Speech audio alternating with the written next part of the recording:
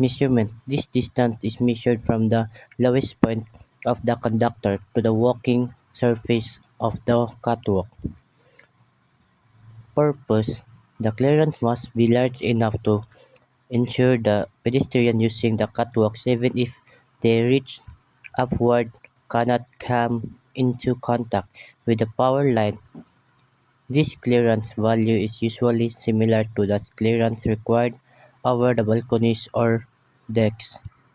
In short, the diagram demonstrates the necessary minimum safe vertical distance (c) that a power line conductor must maintain with a crossing over a catwalk or pedestrian bridge, prioritizing the safety of people walking across it. Vertical clearance under a catwalk.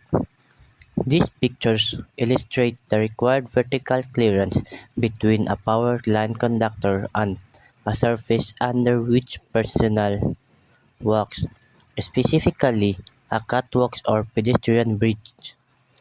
The scenario: a power line conductor passes under a catwalk connecting two buildings. Clearance C.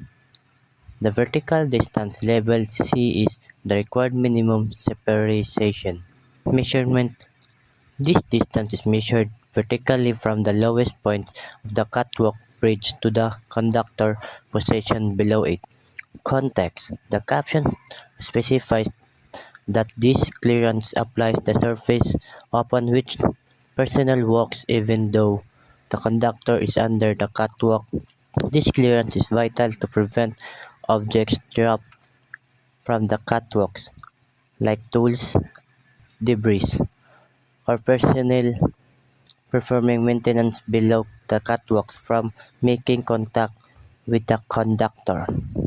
In short, the diagram demonstrates the necessary minimum safe vertical distance (c) that the power line conductor must maintain when passing underneath a catwalk or any accessible surface used by personnel, ensuring safety from objects or activities above.